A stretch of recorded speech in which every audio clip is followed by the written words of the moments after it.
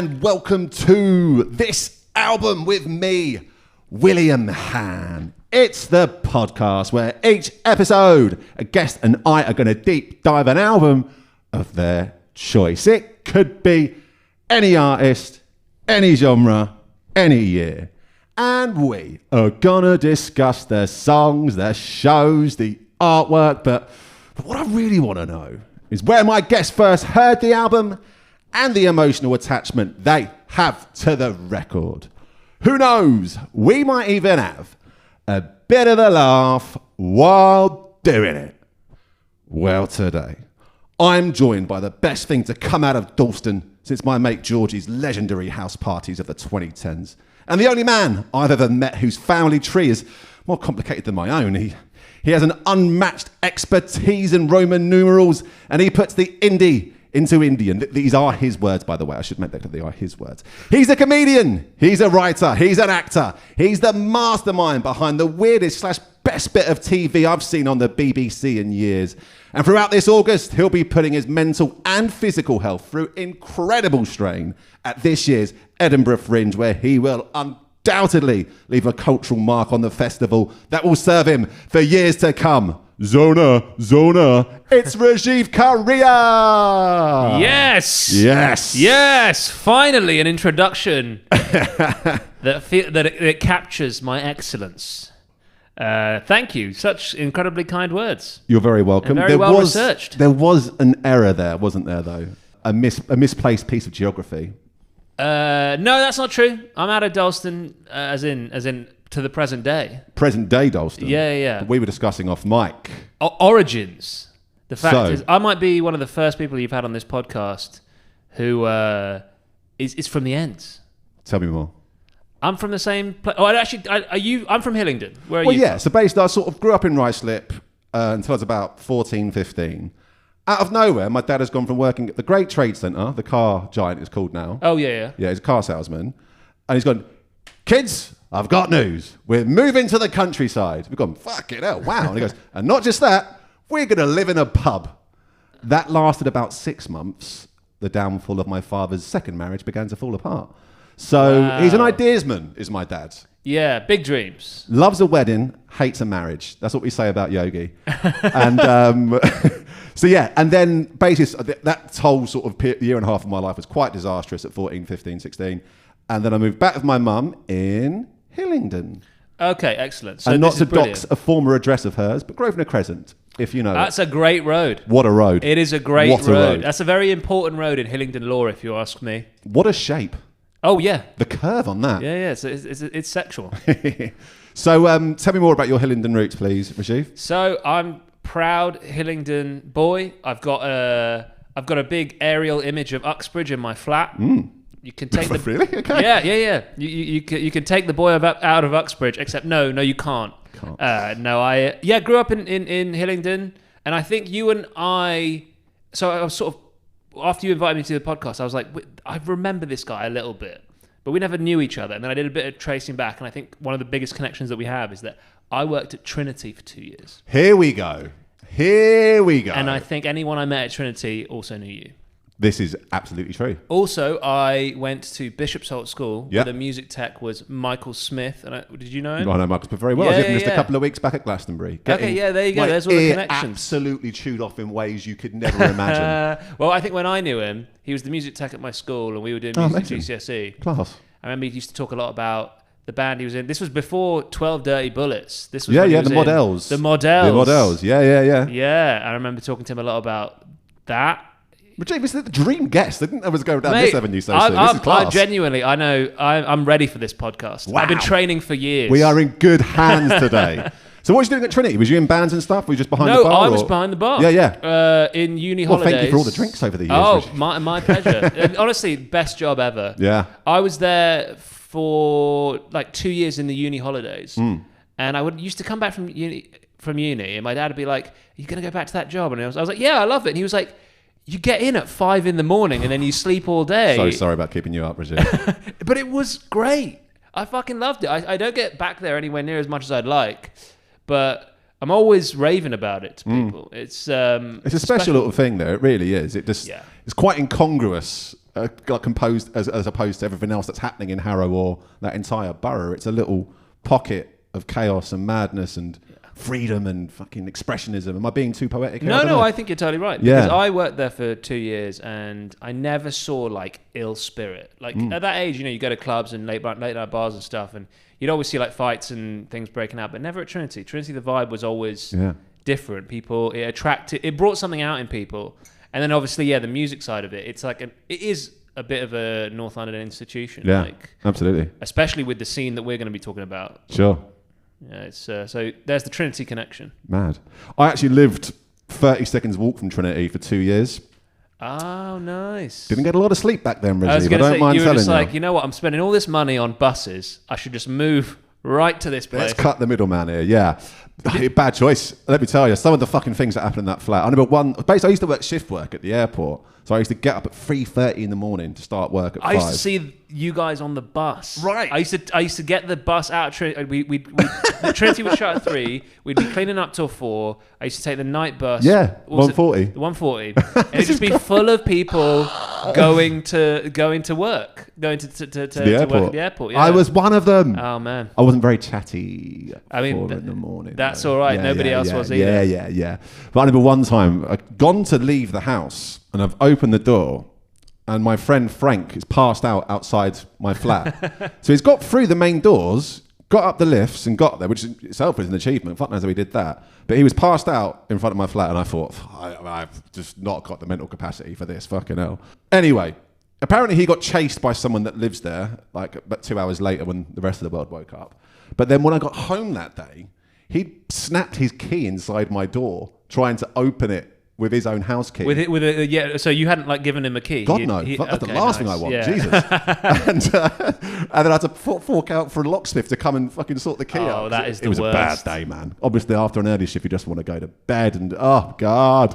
Yeah, that's the problem with living really close to the bar. It's great for you occasionally, but then when your friends catch wind, you've got them passing out. I didn't live alone. My friend Sam has definitely got quite an open door policy back then about who can come over. There's been I can see why as well, because if you're having a late one at Trinity, you go, let's keep it going. We never had that option because all of our mates were from Hillingdon.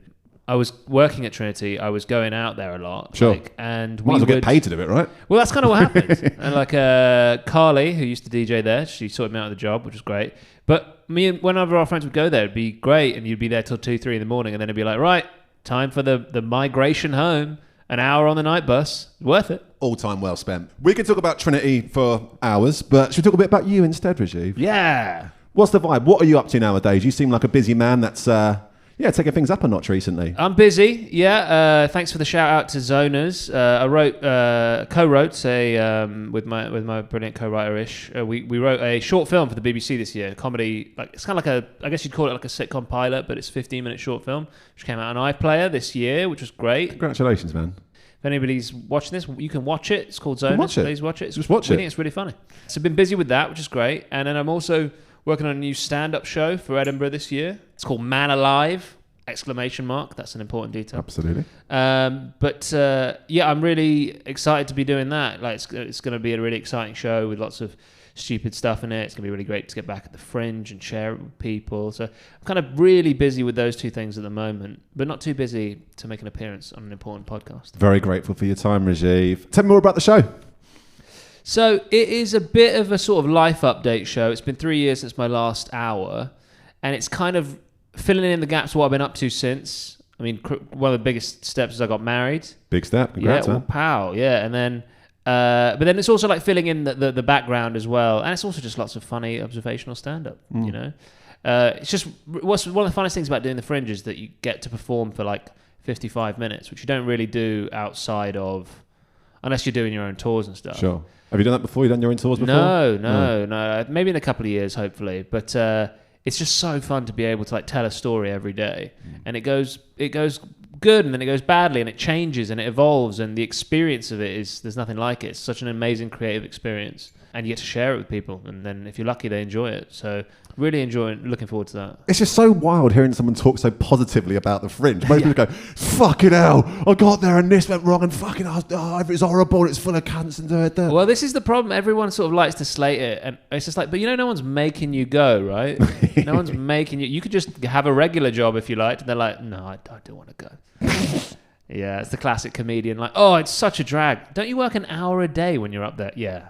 And then you get drunk until 3 a.m, 7 nights a week. That's really what it is. Honestly, I'm sold, man. Yeah. Going to be there next year.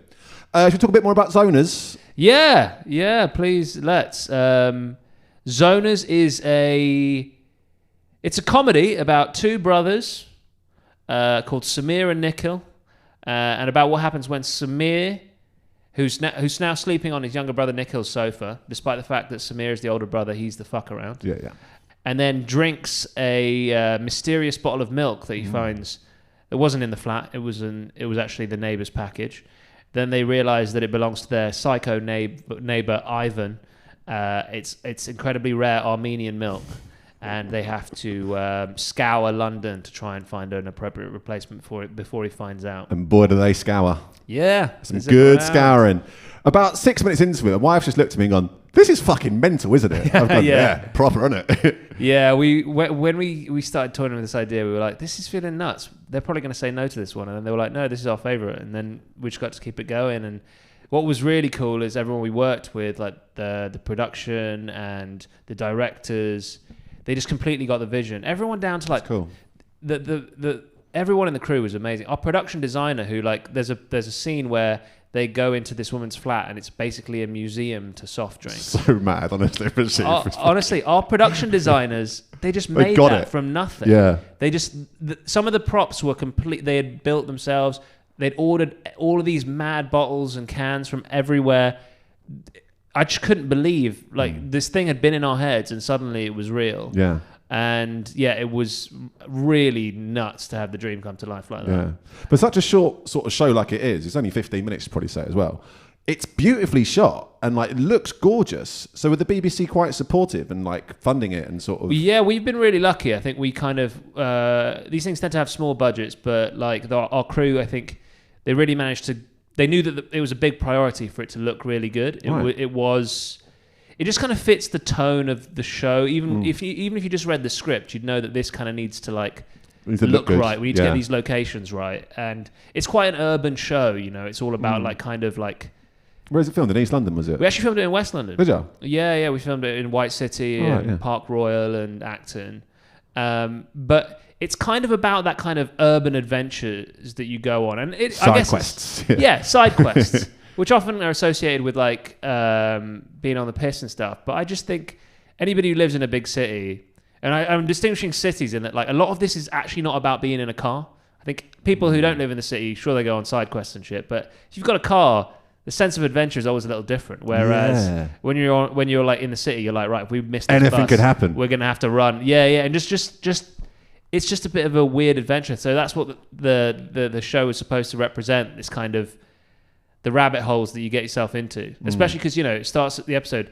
Nikhil's had a long week of work. He just wants to sit and play PlayStation. Been there, but he ends up on this mad adventure, even though because it falls into his map. Yeah. Well done, man. Thanks is there going to be another one in the pipeline? You're working on more stuff like this? We're trying to get something off the ground. We're in further development. So yeah, watch this space. We're doing what we can. Can't wait, man. Honestly.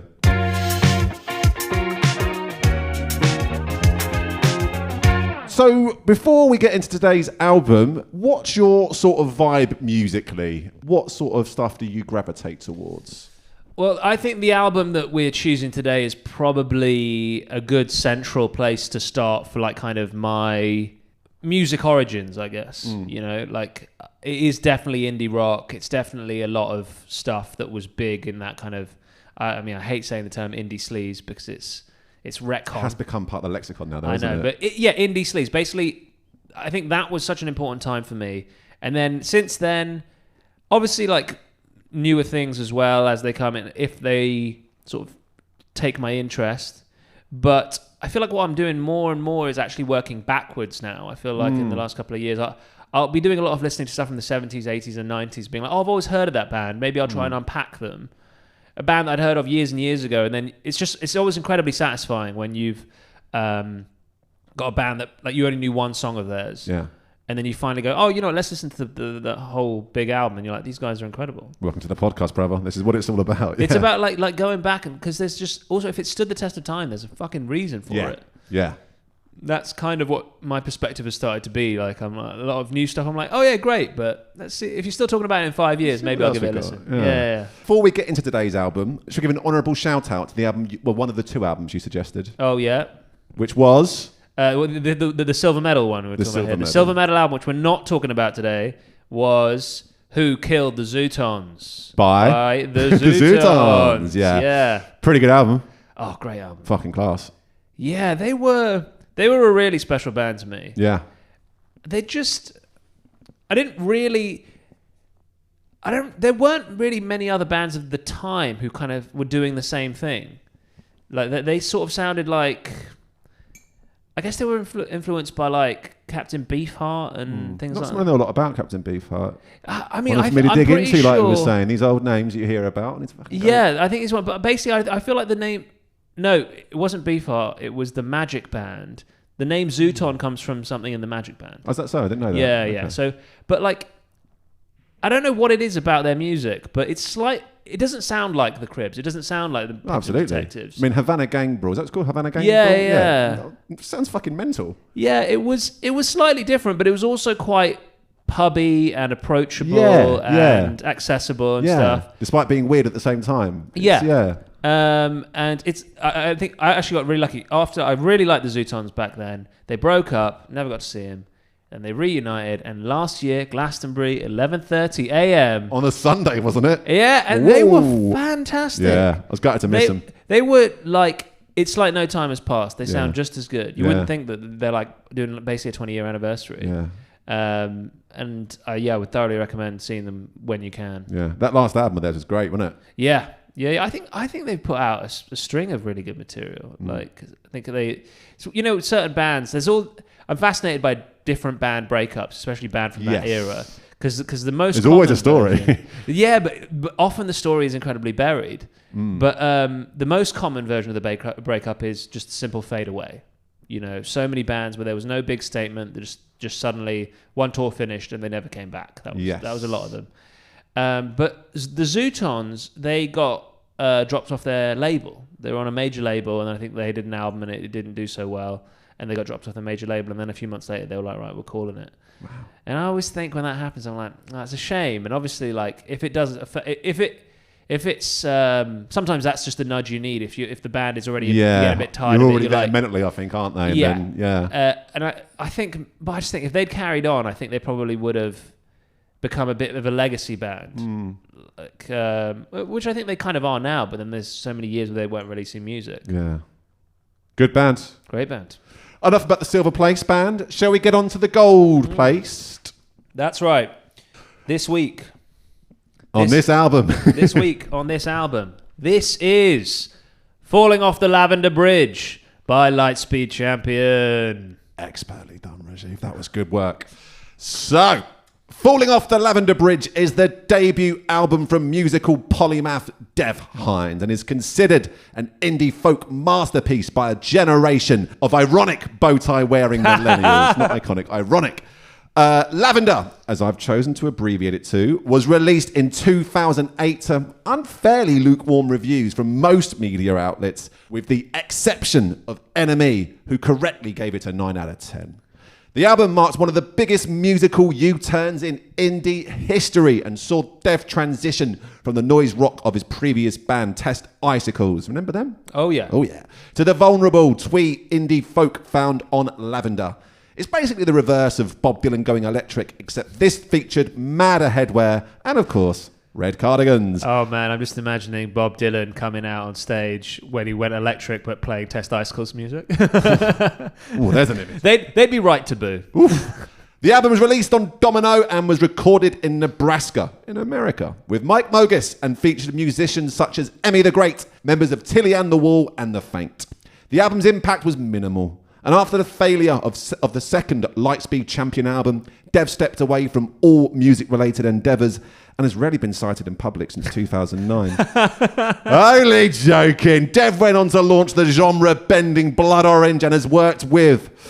Okay, deep breath. The Chemical Brothers, Florence Welsh, Basement Jaxx, Diana Vickers, Solange Knowles, Sky Ferreira, Kylie Minogue, Carly Rae Jepsen, Spectre, The Charlatans, ASAP Rocky, Mac Miller, Turnstile, and Britney Bloody Spears. Whoa! Yeah. And the list does go on. Who have I missed? He just put out a single which features the Durutti column, That's right. whatever Yeah, they're he did. called. Yeah, good single. Yeah, lovely. Listened to it just yesterday, in fact. Yeah, he's worked with Philip Glass. Fuck. He's done everything. Save some for the rest of us, Dev. I know. Damn. Where do we start? It is a great album. This has been This Album. I've been William.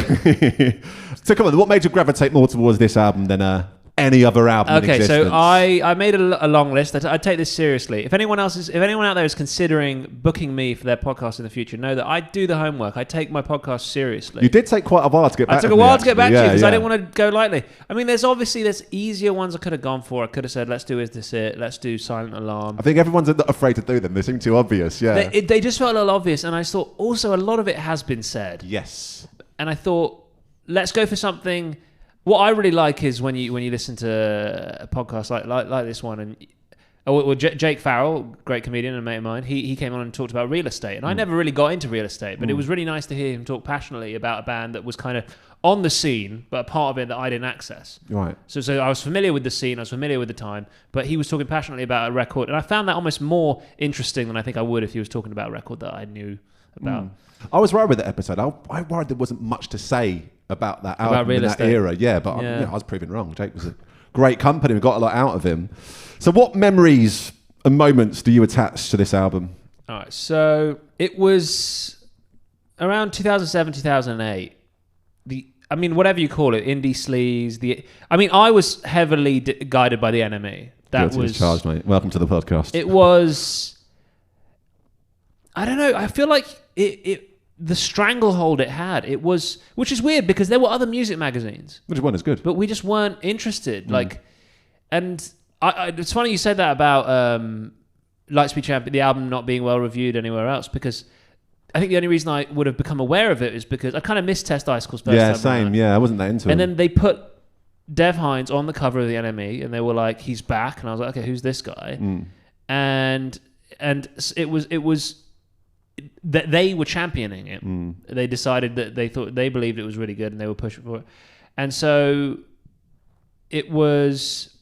Well, actually, the original time I actually saw him live. I went to a show and I saw him.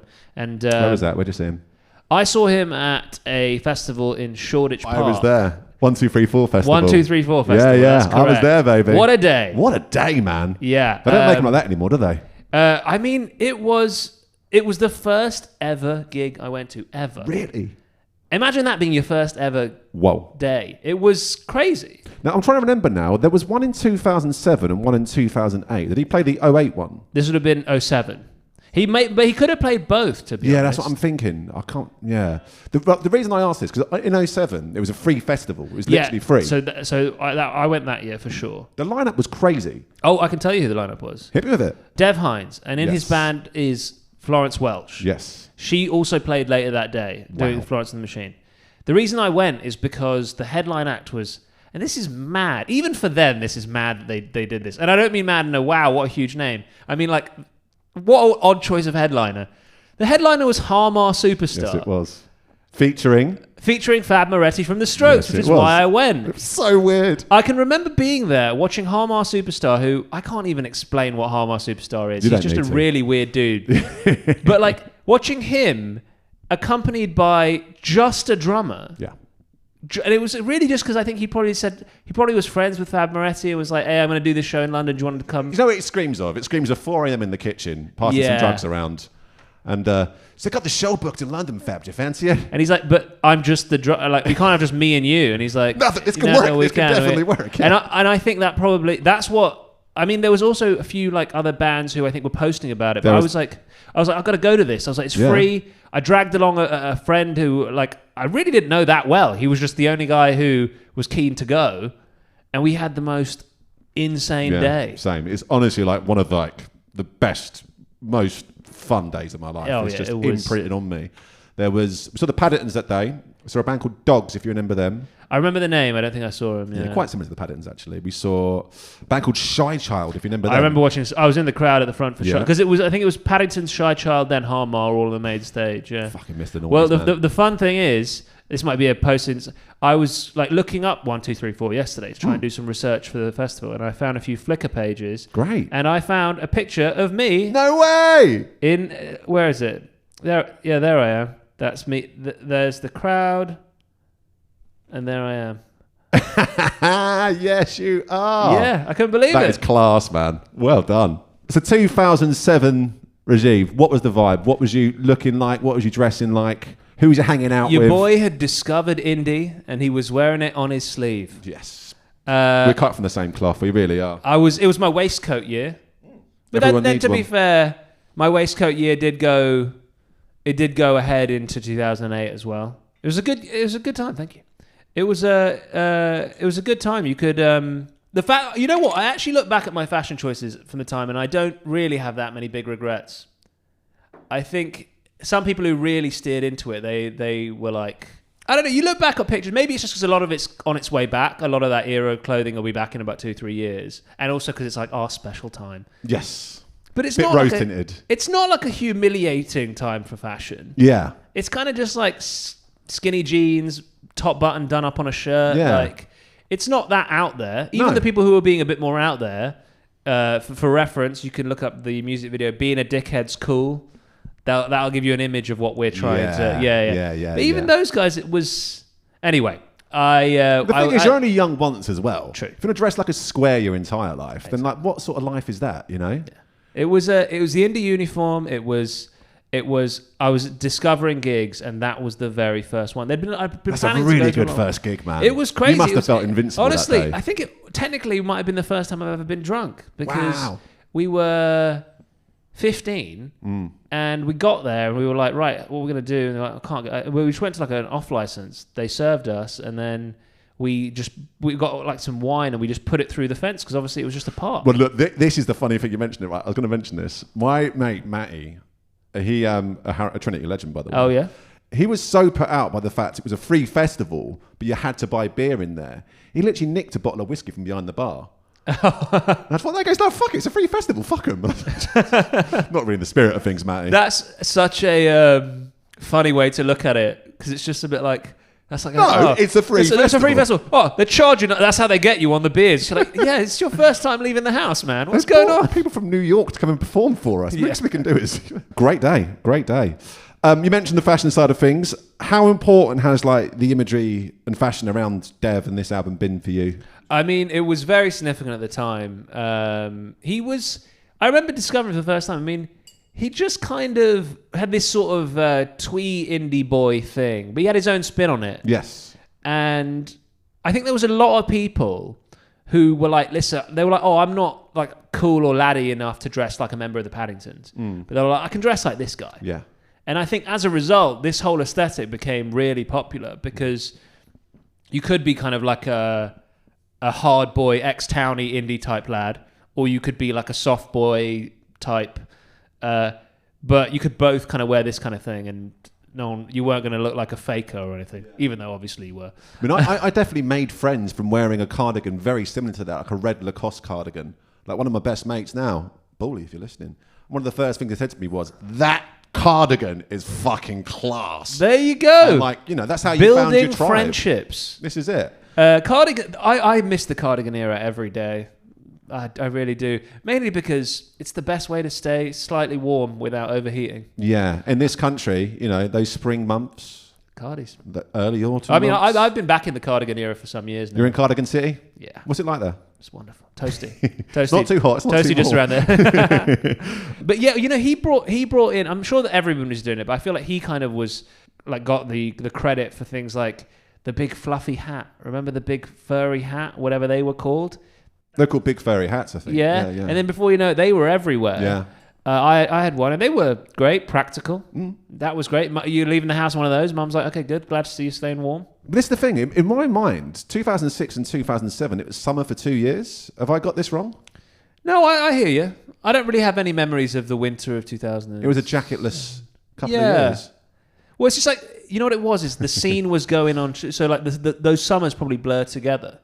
Yeah. Yeah, because the scene was kind of ongoing. Yeah. Because the thing, I back then I used to sort of go to Coco on a Friday night, walk along Oxford Street to get the Oxford Tube back to Hillingdon. Oh, yeah. And I don't remember ever being cold. That's some proper nightlife. To walk from Camden to Oxford Street. What we used to have, actually, there's a bit I missed. We get the bus to Tottenham Court Road. Oh, and then you walk together. Yeah. I missed that bit out. And I was never cold. It wasn't cold for 2 years. When was the last time you took the Oxford Tube? Probably about 2010, I think. It's mad, isn't it? It's weird to me that it still runs. Like for a couple of years, it was such a huge part of your life. It was for me. Where would we be without? I was more of an N207 guy. And sitting at that N207 bus when it used to change at Hayes, and I remember sitting there in the cold at like. You could, but the McDonald's, 24-hour McDonald's was right there, so you were never alone. If you needed to, you could always treat yourself to a bit of McDonald's. But I remember just being sat there sometimes on your own, especially if you've gone clubbing with people who weren't from Hillingdon. Yeah, sure. You would like sat there on your own, being like, "When's this fucking bus coming?" Phone out of battery, obviously. And even if it had battery, it wasn't a smartphone. Yeah. The idea of it's so weird how spoiled we became just a couple of years later, being like, "Fuck it, I'll just get an Uber." This was like, "There's no Uber." Like, the next one down is, "Fuck it, I'll run home. Fuck it, I'll sleep in the bushes." I've seen it happen. Fucking hell.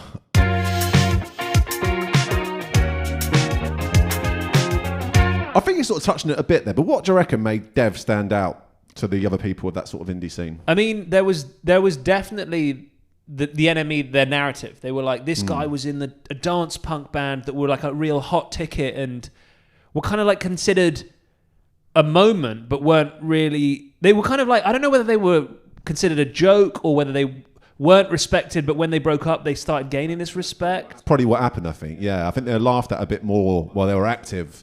And then I think history was quite kind to them. Yeah. Is that fair? Yeah. And then they even said afterwards that they were like, people were like, why would you wrap it up? And they were like, it was just a bit of a laugh. They were like, we didn't really think there was any substance in it, so we called it. Like, I don't know whether this is just something that people in successful bands say, where they go, oh, we just weren't that fussed about it. And meanwhile, the rest of us are like desperately trying to string together to anything. Here's my left leg.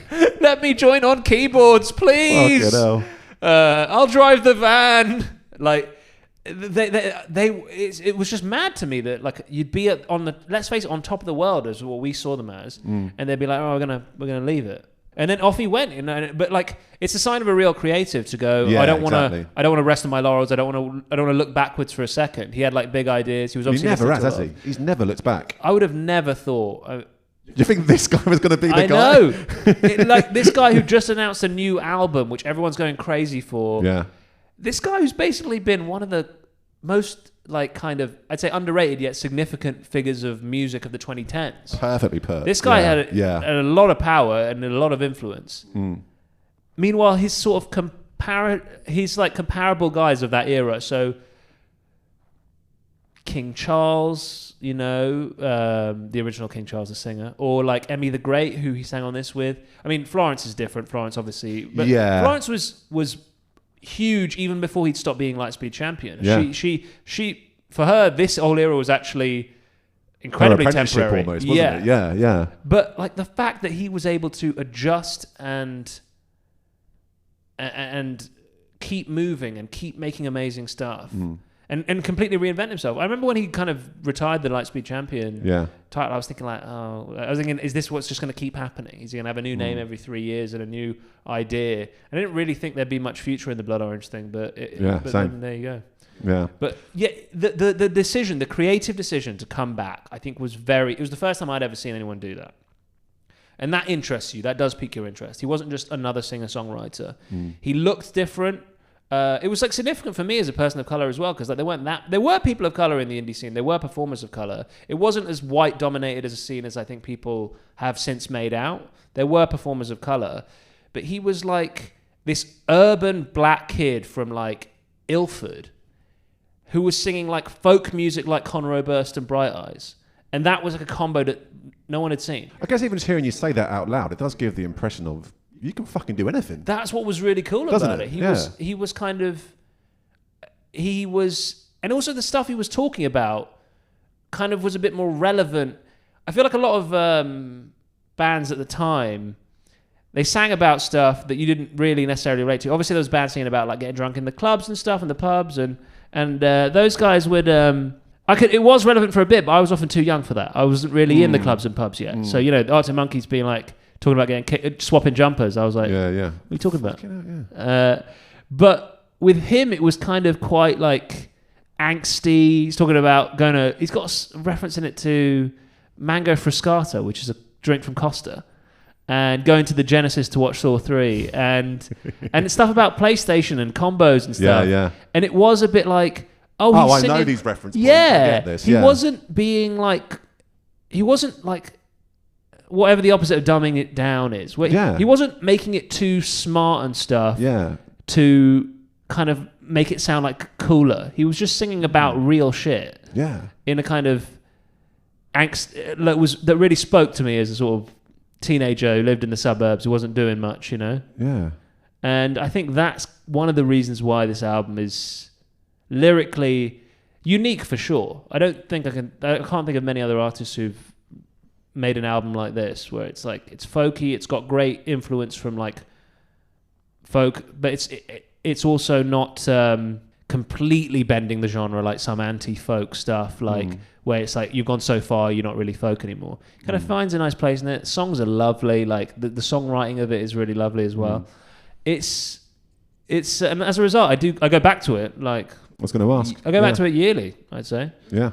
I do think it's got strengths, and it's got other bits that are like they're okay. It's not an all singles album. Hit me with some of the lower points then. What are we looking at? I think Devil's Trick for a Bitch is a little like slow and a little whiny. That's the one where it's like, I'm gonna assume that my phone is broken. Yeah, my guitar is on the floor. I think I'll leave it where it belongs. Yeah, you'd be forgiven for skipping that. Sure. Well, with that in mind, then you mentioned the folk side of it. Are you a folk guy? I don't really think I am. I think I probably like folk just as much as your average person, but I don't think I'm a deep folk person. Yeah, because hearing you talk about folk just then made me think, like, on paper, 07 me would never have liked this, and yet it cut through. I was very much in an Arctic Monkeys, Baby Shambles, fucking dare I say it, Pigeon Detectives kind of state of mind back then. Don't laugh, it's not funny. No, it is. It is pretty funny, that's why I said it. And but yeah, on paper, this shouldn't have been appealing to me at all, and yet I absolutely adored this album. But this is what I actually think that the NME doesn't get credit for, is that it actually did offer up a lot of different kind of things. Yeah. And I think when people sort of brush everything and go, oh, it was just the indie sleaze era, it was just bands all trying to sound like each other. I'm like, well, you're ignoring loads of important bands that were on that scene and artists who sounded really different. Yeah. And what was really cool is you could often go watch 3 or 4 of them on the same show. Like, I went to the NME tour in 2008, which was the Ting Tings. Does It Offend You? Yeah. Oh, I was at this one. Yeah. Jolene and the Jing Jang Jong and the Cribs. And the Cribs. So like, wow. That's basically a 4 headliner. For 2008, that's a 4 headline. Any of them could have headlined. Absolutely. The Ting Tings were on first. I think they probably blew up between booking and then the actual show. They imagined. I think that's what happened. Exactly. So the Ting Tings went on first, which is mad because normally the first band was like a really small, like up and coming, but they'd already they were in the pop charts.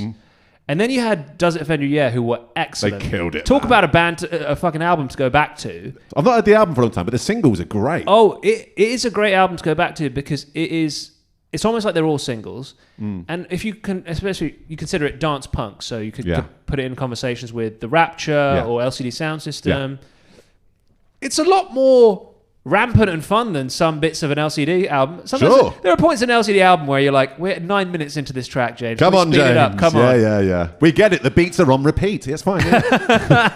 That's exactly the one. Exactly, yeah. Or Beat Connection, or There's some slower ones. It's too close-minded to call those duds, but there are points when you're listening to an LCD album where you're like, I'm just gonna, because it's the punky side of it has always attracted me more. And with That Does Offend You Air album, it's all thrashy, it's punky, short songs, great use of keys and synths and electric guitar. Like that guitar solo on Epic Last Song is, to this day, one of the best. I'll have to go back and listen to that then. And then you got Jolene and the Jing Jang Jong. Can we talk about Jolene and the Jing Jang Jong? R.I.P. man. Talk about bands fading away. We lost a good one. They could have been. I mean, it wouldn't have lasted more than 18 months, but those could have been a hell of an 18 months. I'd have taken them. They had a good year and a half out of it already. And no album. The album never came. Never happened. Got a 9. Was it a 9 out of 10 or a 10 out of 10 review it got? It got reviewed in NME, and they said we don't want to release it. Really? Yeah, they changed their mind. on it. I didn't hear about that. Yeah. So it got reviewed in NME, and they pulled it the week before release. They said we've evolved so much as a band in the last year. They've recorded it quite early on. We've evolved as a band. We don't want to release it. And I remember, must have been, it was V Festival 2009. They hadn't really played for about a year, and they played the same songs they've been playing for the previous year and a half, 2 years, whatever. And they played a new song, which I still remember it. I heard it once in 2009. I still remember it. It's called Kaleidoscope. And it just never went anywhere. Never happened. And I lived in Fulham for about 3 years, 2 years. And I remember seeing Jolene outside of Fulham Broadway Station about 2010 on the phone to like a girlfriend or something. He'd clearly been up all night. It was like cold up in a ball outside the station. He was wearing mascara and crying his eyes out. And I thought, oh, fuck. Like, shit, this guy's had some life hit him. He really has. Band's falling apart, girlfriend's leaving him, and that dickhead from that podcast is now walking past him outside Fulham Broadway Station. It was, poor Joe. What could have been? He saw you and he was like, William, help me out. He was like, sorry, mate. The tables have turned. Me and the Jing Jang Jong have started a new band.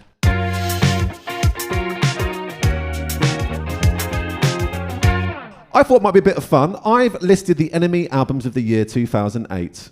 Oh, hello. Hello. Where do you think Lightspeed Champion charted? So he's in the top 10, I'm guessing. He's not in the top 10. He's not in the top 10. He's not in the top 10. So when they put out the article, was it a top 50? Was it a top 20? What, the NME album of the year? Albums of the year. It's probably a top 50, yeah. Top 50. Okay. Put him at 14 or something? When it should have been. He's at 21. Oh, that's a surprise. So I'm going to list some albums. You've got to either say, fuck those guys, or fair play, guys. Fair play, guys. Yeah. 20, spiritualized songs in A&E. I'm going to say fuck those guys. All of the spiritualized songs people tend to know are the ones from the 90s, so that has not... Fuck those guys. 19, fucked up, the chemistry of common life. Fuck those guys. Real flash in the pan. Everyone was into it because it was like a bit punky at the time, but it hasn't stood the test of time at all. Fair. Now we get interesting. At 18, Late of the Pier, Fantasy Black Channel, a deep breath from Rajiv. Fair play, guys. Fair play, that's guys. A wicked. That's a great album. That was a moment in time, and then they faded out and disappeared, never to be seen again. Lost another good one. At 17, it's Elbow, the seldom seen kid. Oh, fair play, guys. The Mercury Award winning album. Yeah. At 16, Lady Hawk and the self-titled Lady Hawk. Fuck those guys. Fuck those guys. I don't think that album is probably going to have as much meat on it as this. I think that's fair. A couple of good singles. Ooh, at 15, it's The Last Shadow Puppet, the age of the understatement. Oh, I'm going to say fuck those guys. Fuck those guys. I don't really care for Last Shadow Puppets that much, and what I do like of theirs is I like the second album stuff. That is an unusual take. Yeah. Not often you hear that. But fuck those guys.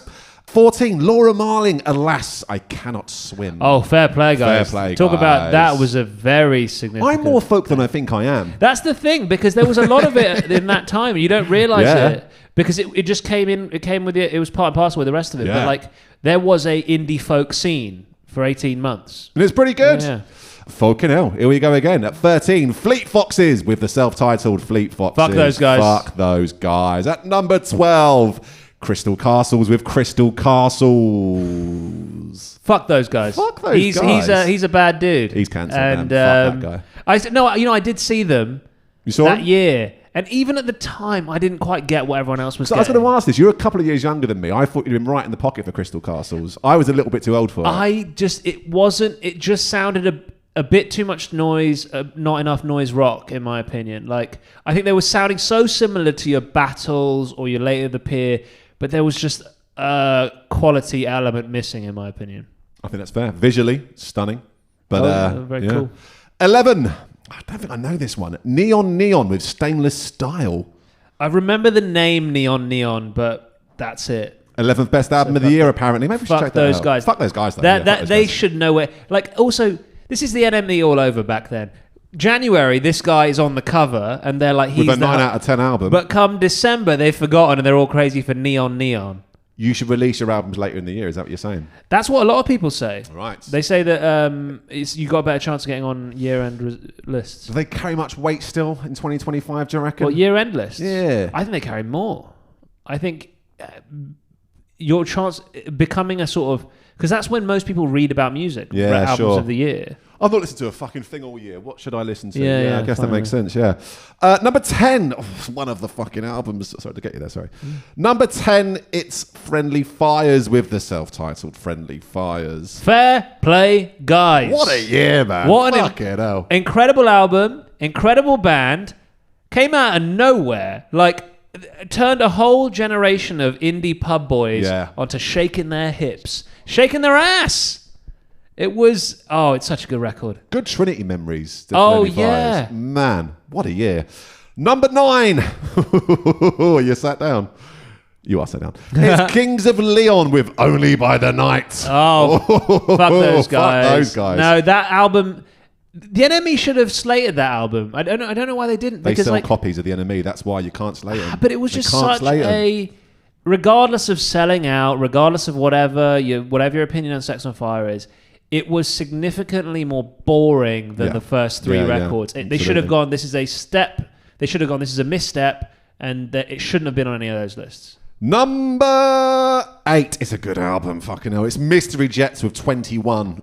Fair play, guys. Fair play, Speaking guys. of Mystery Jets, I saw them in London's name redacted hotel. I saw them in London's Cumberland Hotel. You saw them at the Cumberland Hotel? Yeah, and I thought... Fucking class. I thought that was you. That was me. Yeah, it was great. That was a couple of years ago. Yeah, it was class. We can take that out if you don't want to dox yourself. No, that's fine. I've looked it up all the time. Number 7. It's another good album. It's Santa Gold with the self-titled Santa Gold. Yeah, you know my favourite thing about Santa Gold is that she got sued by a company called Santa Gold, and she was Santo Gold, and she became Santee Gold. Well, on this they're saying Santo. Yeah. An O or an I kind of guy. I think when I see the I feel like she had to yield, but she was one where there was a lot of fuss, and it was kind of cool. But I think the best song she ever wrote isn't on that record. It's the one with Pharrell Williams. Oh, I forgot about that one. That's a big 2008 banger. That's definitely 2008. That should be number 1, even though it was a single. Best album of the year was a single. Yeah, I love that song. What a shame. No, Disparate Youth, her song. Yeah. It's a good tune. That's a great. Yeah. Song. So you got some bangers. Number 6, Metronomy, Nights Out. Yeah, I think fair play, guys, because while that album, I think that's got Heartbreaker on it. Yeah, that's right. And Corin, maybe? It's before the breakthrough or the English Riviera, but they went up a gear. This is still quite lo-fi. Yeah, that was when... The Metronomy... I was saying to someone recently, I was like, if someone in 2008 said to you and went, Metronomy, Late at the Pier, Klaxons, who do you think we're still going to go be seeing in 15 years at the Roundhouse? You'd be like, well, Klaxons, obviously. And then obviously maybe Late at the Pier, but not Metronomy. They're the one. They're the guys. They won. They're the guys that did it. That's not a step on their quality. They've always been brilliant, and they've evolved. English Riviera is fantastic. Metronomy Forever is fantastic. Like, all of their albums are brilliant. They're kind of more like a hot chip type, where they're like constant quality. Yes. Consistency. You're in good hands with Metronomy. Whereas Klaxons burned out. They didn't last. 6th best album of the year, apparently. Number 5, we've got a good one. I was going to guess it, wouldn't you? Sorry, yes. So number 5. All right, 5. Okay. You're gonna. Do you want me to give you 5 and you can place them? I think if you, with each one, just give me something of a clue. It can be like a challenging clue. It could be like, I saw these guys play live in X. I'll tell you what we'll do. So number 5 is a band that have been consistent ever since and haven't let us down. Proper guitar band. Okay. Indie, skinny jeaned men that have just... English? Oh, yeah. Was this their debut? It was their debut. Are they from Manchester? They are not from Manchester. Are they from London? They are close to London, but not London. Do you know where they're from? Oh, yeah. Where are they from? They're from Oxford. Foals! It's obviously Foals, isn't it? It's Foals with Antidote. Fair play, guys, or fuck those guys? It's got to be Fair Play Guys. Fair Play Guys. That was a big album of that year. Big album. And they've kept the ball in the air ever since. They really haven't. I would have never... They were Again, those guys, they became the guys. But you know what it was? Is they were so of the scene. Yeah. And any band of the scene, I'm always doubly impressed when they can stand the test of time. Yeah.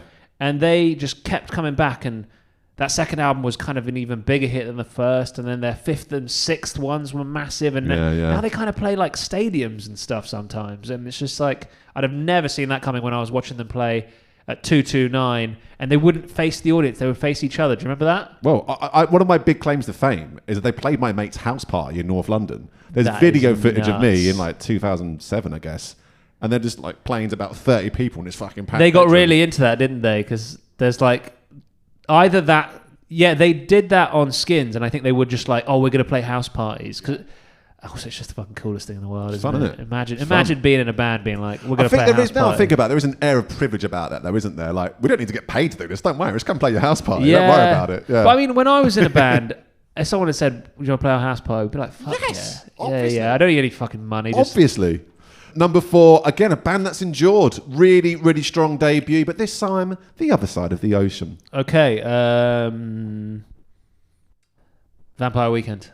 This fucking guy knows his indie. Yes. Yeah, he does. Thoughts on Vampire Weekend? Fair Play Guys or fuck those guys? Fair Play Guys. Fair Play Guys. That's a really good It's album. a really special album, isn't it? The one they put out last year is amazing. Yeah. It's like possibly their best one. Yeah, it's their most ambitious, isn't it? Definitely. Yeah, but then it never becomes inaccessible. It's still, I mean, I hate to use the term easy listening, but it's palatable, isn't it? Yeah, it's very palatable, and it's good stuff. And that first record, like, again, like how like a lot of like Dev and Laura Marling and Noah and the Whale turned us on to folk, that turned us on to like Paul Simon and kind of twee aesthetic and Talking Heads and stuff, and kind of Clark's Wallaby shoes. Oh, there you go.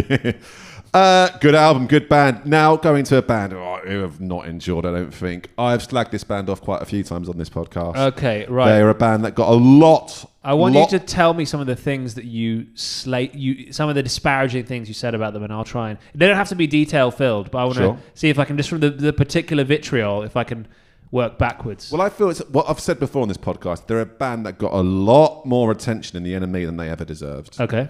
Front covers on many occasions. Big investments from major record labels. And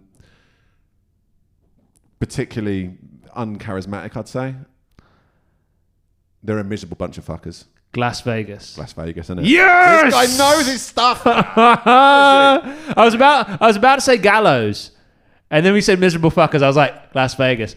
They were miserable fuckers. They were miserable fuckers. I saw them in 2008. How'd you get on? I saw them opening for Kings of Leon. I was there, man, at Brixton. Living the How same are we not life. best mates, man. This is is crazy. fucking crazy. This is like you and me at like Forrest Gump, all in the same big moments of history. We lucked out to get those tickets, man. I can remember when Kings of Leon announced that show, and I was like, I landed 2 tickets. Couldn't believe it. Which was just before the album we slagged off, by the way. Yeah. Yeah, and you know what it was? I think they played Sex on Fire that night, but I don't think Use Somebody had come out yet. Yeah, but let's not forget, for about 2 weeks, Sex on Fire was fun. Oh, yeah. We got a good 2 weeks out of that. But then when you're hearing it every single day, when you're listening to the radio before going to school, you're just like, oh, God, make it stop. Make it stop. I don't want my Sex on Fire. I want my milk on Cocoa Pops. Oh, yeah, it was great gig. Really great show, I mean, man. I still tell people, like, I saw Kings of Leon in Brixton Academy. That was probably the last time they ever played. I'm probably the only that person that song. would care about that, but yeah. It was amazing. Number 2, I don't think you're going to get this, and I've got to tell you, I'm astounded to see this high. Okay, now I'm thinking, this is what, sometimes when you get to this point, at end of year lists, Pitchfork do this, NME do this, sometimes second place is something which is like, everyone's a bit like, what? Was that a big album Was that this a moment? year? Yeah. What did I miss? Yeah. Like when Pitchfork did their best song of the millennium, I think. Yes. And their second best was All My Friends, LCD Sound System. Yeah, everyone expects that. But the first one was kind of one which everyone was a bit like, eh? Or especially a lot of people who didn't know hip-hop that well. since listened to it many times. It's a wicked song. It was Bombs Over Baghdad by Outkast. It's a banger. It's a banger, but it's not even one of the the more best well-known Outkast songs. Unless you need to kind of know your Outkast albums to know Bombs Over Baghdad, or at least the pre-2000 stuff. But it was a bit like, the best aren't song. these It's not the the best other song way of the around? millennium. Are these the wrong way around? Have Yeah. you kind of like, you're making a kind of... Obviously, it's less interesting if you say All My Friends is the best song. But it is the best song. Yeah, it's ketchup, isn't it? It's just like it's easy, it's palatable, Coca-Cola. and I want to have it every single day. Yeah. Like I've been listening to All My Friends for 18 years. I never tire of it. I'm going to tell you who it is. Number 2. All right, number 2. Wait, yeah, go on. You're not going to get it. It's TV on the Radio with Dear Science. That's a great album. Good album. Yeah, that's a Fair really play good guys album. or fuck those guys? Fair play guys. Fair play that's one of my guys. favorite albums of that year for Is sure. it really? Yeah, I didn't know it was so hard. Yeah. That's definitely their. In my opinion, I think it's their best record. You heard it here first, people. Yeah. Number 1. The best album of 2008. Okay. It's going to be something so obvious, yet for some reason That's exactly it hasn't right. come to my head.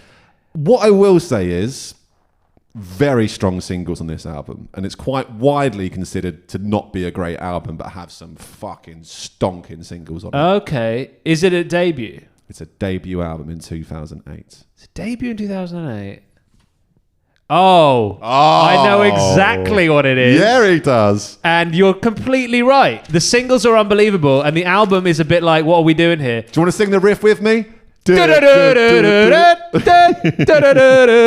It is, yeah. It's like, I really tried with that album to get into the album What am I tracks. missing here? And What am I missing? it couldn't. It was almost like they had kind of shot themselves in the foot slightly, even though this doesn't make sense. To shoot yourself by making singles that are so undeniably good that like the album tracks just are always going to pale in comparison. But yeah, Oracular Spectacular, MGM2. Fair play guys or fuck those guys? It's got to be Fair Play Guys. I heard Time to Pretend in a shop the other day, and it honestly, I got goosebumps. It was good. like, and it's not. They did it triple. They did Time to Pretend, Kids, and Electric Feel. They're Save all some tunes for the rest of us, for amazing. fuck's sake, man. And it's been 17 years, and you could play Time to Pretend to a 15-year-old now, and they'd be like, "This is sick." I remember I was at an indie disco at Glastonbury this summer, and they played MGMT there. I went to the same thing the previous year, and my mate Charlie grabbed me and he goes, "Bill, when they played this here last year, it was a core memory. Me, you, and your brother dancing to this." I couldn't remember it myself, but yeah, it was good. Glad you enjoyed it, Charlie. That core memory is still locked for me, apparently. I'm glad you unlocked it. That was fun. We got some fucking legs out of that, didn't we? I mean, there's Jesus. that's the thing. It's an important year. There's a lot of discussion to be had. I think a lot of people would say like the indie boom had died by that point. Like 07 was the last of it. That's bollocks. See, that's the 08 thing. was stacked. I think people closer to your age would say that. I've read a lot of stuff where people are like, "Oh, it's 04 to 06, 04 to 07." But the facts don't lie. I think 2008 is a really, really big year. Yeah, no doubt about it. For like so much of the stuff that And people bands that have endured as well, you know what I mean? Bands that have had Yeah. careers that have gone on for nearly 20 years, you know? Yeah, sorry, Dev. You won in the long run. Yeah, yeah. I mean, almost everyone on that list, he's kind of in a better situation than now, apart from like a handful. Pretty good going. Yeah. We've not really spoken much about the songs on the album, have we, Rajiv? Yeah, no, I mean, well, we can get to it. What's the best bit of the album? You know, I listened to it twice today to get my head around it, and it would be so fun to say something that wasn't the obvious answer, but it's Midnight Surprise. It's the best song on the album, isn't it? It's a fucking 9-minute 40. song, and it's his Purple Rain. It's his Eye on the Resurrection. It's his Pyramids. It's his All My Friends. Well, what's funny is it made me think of Pyramids because Frank Ocean, because he's got a couple of PlayStation references in this, and Frank Ocean obviously where he had a good few PlayStation references, and it's weird because when you think about how big the PlayStation was, I'm surprised loads of people weren't referencing Of course it. you mentioned it, yeah. But it's really good. It's Midnight so Surprise. Good. It's so good. Listen to it the other day, like knowing how long the song is, it's a really no-nonsense start to a song as well. How does it start? Well, it starts with, it's not as if it starts with like a building Da, guitar. da, da, da, da. Yeah, it starts It's all like we're just going to instruments do start. like a 3-minute song. Yeah. Yeah. At no point do you think this will be, this is going to be a 10-minute Because song. often 10-minute songs, they start nice Like and All My slow. Friends, for example. Yeah, you've got that yeah. big piano part that goes on for the best part of a minute. This doesn't do that. It's class. And then I think like as soon as he starts playing that guitar part, you sort of stand up. Even better still. Oh, I'm not in the chill. It gets your attention pretty quickly. It's just full of fucking ideas. He's got it's so that good. great sort of melancholy Winnie the Pooh, Eeyore type voice. Oh, even better still. He's so dour at Morrissey points. when you do it. Yeah, it's brilliant. You know what? I hadn't discovered the Smiths yet, and Yeah, same actually. he was dour in a really good way in some of these songs, and that's really what helps you get your teeth into it. Like he's kind of a bit like, no, I'm sad, I'm lonely, and you're like, oh, me too, brother. This is a safe space, guys. What do you make of the intro of the album? Oh, number one, I can do without it. You can do about it, can't you? Yeah, I think it's fine. No one's going to walk away from a Lightspeed Champion saying, I didn't start with number one. I think this album would actually be a lot better if you just switched it on and it was I feel, and then you'd be like, that's a great way to start an album. Yeah. Galaxy of the Lost that's the song I really associate with 1-2-3-4 Festival, because I remember listening to it and being like, this is such a good song. It's such a memorable song, and it's got such funny lyrics in it. It's like it was like my neck bones will burn as we kiss, and I'm sick with your mouth. Yeah. He was. Very Morrissey lyrics, aren't they? Actually, It was quite like evocative and melodically, it's a really lovely folky song with that. Well, I put that part. It feels like that's going to go on forever. I'm not sure how many more notes he's got left on the guitar, but he's not afraid to fucking find out, is he? He's really like. I remember, watching him play it, and I was like, he keeps going up. And there's more notes. I think you could just start with Galaxy of the Lost. Done. That's what we'll do then. Skip the first one. What do you make of the artwork, Rajiv? I think it's good. I think this use of there's a lot of the blue. Yeah. I think even for the time, it's going for more of an analog look. This wasn't like up to the moment. He was like, I want it to look a bit like a kind of almost like a kid's book from the 70s. Oh, that's what I mean? Really that good. kind of it's a bit the Sesame blue Street, isn't it? Yeah, and like this could like you could hand this to someone and be like, oh, this is a book to help 4-year-olds read long sentences. Yeah. And they'd be like, oh, that's okay. Who's the guy? It's like, oh, that's the presenter of the show. Yeah. That's Devontae Hines. This guy Ferreira, please as well. But it's kind of got a fun analog element to it. He's looking sad. Oh, he's looking sad. Yeah, he's... what's he holding? He's got the signature specs on, of course. Didn't mention the specs, did we? He was. Yeah. They were like Lightspeed Champion glasses. Sure, everyone and their mum had a pair at some point. But he was Did the you guy. ever have a pair of fake glasses? Yeah, I did. Me too, man. Yeah. Pair of fake I got specs. enough stick out of my mates that I didn't wear them more than once. Yeah. And that's what real friends do, right? I think that's proper. I think you know you're real indie. You're like, did you try something out and then your friends laughed you out of the pub? But you're like, yeah. First time you'd have worn the skinny jeans. And then, 2 weeks later, they're all fucking wearing them. Yeah. But I mean, you could probably relate to this quite a bit. I mean, where I lived on Grosvenor Crescent, I was on the bottom of it. So it's quite a long walk to Hillingdon Station. We have to walk past that parade of shops outside Hillingdon just thinking, please no bigger boys. I'm dressed like a fucking dickhead in a Mickey Mouse jumper and a pair of skinny jeans. There were genuinely people I knew who would go in, they would be like, they'd get dressed on the tube. They'd get dressed on the tube. They'd be like, I want to put it all together. Fucking. Or you know what it is? The top button doesn't get done up until you get to Camden. I'm safe here. Wear your heart on your sleeve, lads. Class. Anything we've not covered, Rajiv, that you'd like to touch on, mate? I mean, you know what's really cool about this record is that there are loads of songs on it that could have been singles. Like Dry Lips is excellent. Everyone I know is listening to Crunk. Yeah, that could have been the lead single, strong. to be honest. Yeah, really strong. Let the Bitches Die is good. It kind of it burns out a little bit at the end. I think the first half's definitely stronger, I think. Yeah. But apart from, I think the exception to the second half is everyone knows listening to the Crunk. Yeah. Really strong. I think we agree on pretty much every aspect of this album, Rajiv. You've picked a blinder here, and I'm very grateful that you did. Oh no, I'm happy to. We've we covered it all. Do you think? You tell me. Well, I got one last Easter egg. Egg me. In the I was like, we might have met before, and I couldn't really place it. And then I realised I unlocked a core memory in that after 1-2-3-4 Festival, I took the tube back to Hillingdon, and I got chatting to some people at Hillingdon Station who'd been at 1-2-3-4 Festival, and I'm pretty sure you were one of them. Yay! The boys are back in town. Rajiv, this is mind-blowing. This has been 18 years in the making. Wow. And I feel like there was a picture, but I remember losing a load of photos and stuff. And also, You know Sean Farrell, don't you? He's my cousin. Same year at Bishopsgate. Yeah, man.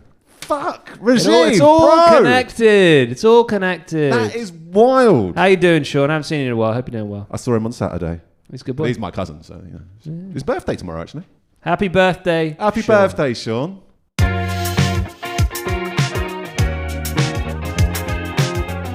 Well, look, we've covered a lot of ground here. We've uncovered things I did not see coming. This has been class. And though we've already sort of played one game, Oh, yeah. we've got a quiz. Excellent. Yeah, I know. We sort of had an accidental one happen. But I got a quiz for us. Let's have a look. I've got a lot of notes here, haven't I? Fucking hell. Okay, yeah, got it here. So the quiz is called Lightspeed Champions. Lightspeed Champions. Dev Hines, Dev Hines, Dev Hines. Good stuff? Oh, yeah. Do I have to repeat that the whole way through? Optional. Okay, cool. Lightspeed Champions. Dev Hines, Dev Hines, Dev Hines. Good stuff for Okay, a first cool. go, Rajiv. Let's start at the beginning, shall we? Question 1. On the 17th of April, 1888, at the Royal Hotel, Manchester, the Football League was formally created and named. But who were the first EFL champions? What does EFL stand for? English Football League. Heads up, I'm not a football guy. I'm going to guess one of the old teams, and I think I'm going to say Nottingham Forest. It's Preston North End. Yeah, and they're another old interestingly team. enough, this city is still home to the EFL. Oh, really? Yeah, interesting fact or not? You tell me. Yeah. I never hear anything about the Okay, EFL. well, no, fuck knows. Number 2, Lightspeed Champion's debut was released in 2008. But who were the WWE Champions on the day of that album's release? Okay, a wrestler From 2008. From 2008. This is what you need to do. How's your WWE knowledge, Rajiv? Oh, almost non-existent. This is going to be really out of date, but I'm going to say The Undertaker. It's Randy Orton. Not a man I know much about, but Randy Orton won the World Heavyweight Championship title at 24 years old, making him the youngest world champion in WWE history. Yes. I'm hitting you Excellent with stuff. facts. How many Instagram followers does clothing brand Champion have? Is it A, we'll give you multiple choice this time. Is it A, 833,000? Is it B, 22,000? Is it C, 512,000? Or is it D, a cool 1 million? I'm going to say 512,000. I think you're right. I've not written down the answer. But it's either A or C, I think. But yeah, so I'll give you half a point. Yeah, I'll take it. Bet you've done so far. Dev Hines was born on the 23rd of December, Christmas boy, 1985. But who was the champion of the charts on the Christmas that he was born? 85. 85. It's a biggie. I've got to make Christmas it clear. number it's a one. biggie. Okay, I think this might be a year or two out on this. George Michael, Last Christmas. You're about 30 years out. I didn't get to the board until last year, I think.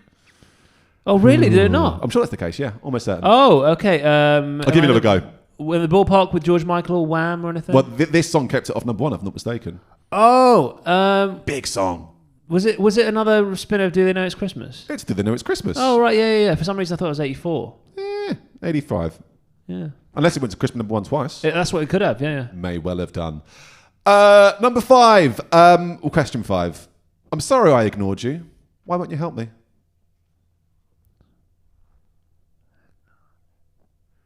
I think I know. No, I got nothing. Well, I'm sorry I ignored you. Why won't you help me? Dev Hines. We'll take it. There's no right answer. There's more of a philosophical question. Oh, okay. Yeah. I thought this was a reference to some B-side, and I was Nothing. thinking, No, it's a song. It's a lyric from the album. I forget which song it is now. Question 6. On Devil Tricks for a Bitch, what delicious meal left Dev choking on time? Choking on time. Dun, dun, dun.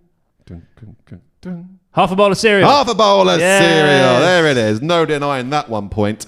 There's a slight flaw in this question because you can see the answer. What colour is Dev Hines bow tie on the album cover? It's yellow. It's a yellow bow tie. Which movie did Dev want to see at the Genesis Cinema? You've Saw already 3. mentioned it. It was Saw Saw 3. 3. We're firing now. The other questions get a bit more linear and normal. A bit more Achievable, aren't they? In the same song, Dev sings about watching the new OC. Now, if the album was recorded in 2007, which series of the OC can we assume he's referring to? I think it's got to be Series 4. It's Series 4. Yes. The first episode of Series 4 was released in November 06 with the finale hitting screens in February 08. R.I.P. Marissa. That's when she died, end of Series 3, and apparently the show never recovered. Well, it couldn't happen. It was a bit of a lockdown viewing for me and my partner, and then I watched it again in lockdown as well, yeah. She was big into it first time round. I was like, I'd seen like first half of Series 1 on T4. Yeah.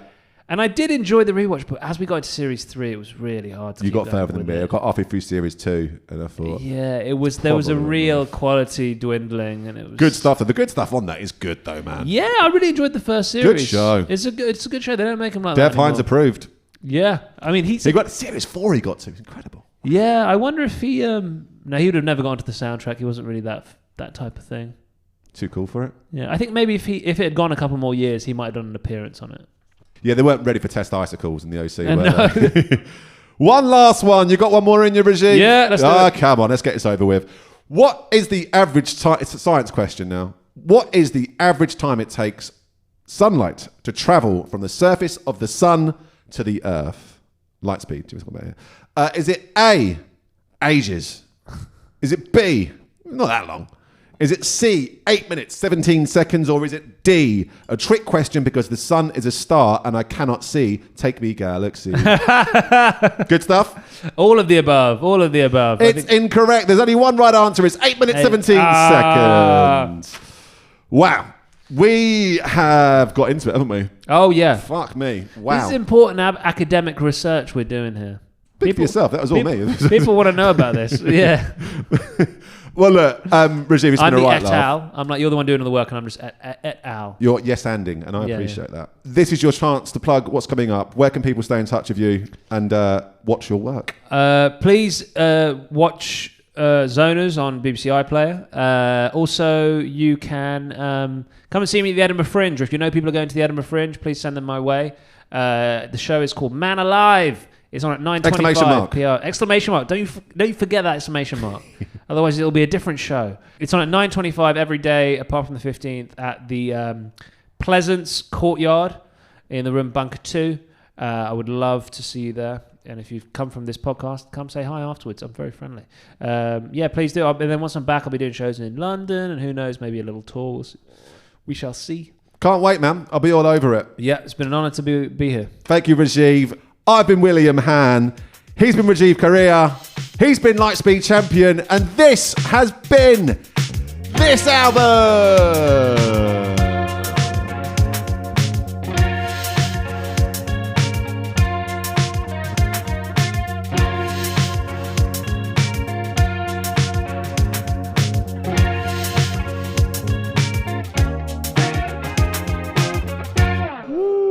Kiss me and comfort me, my sweet.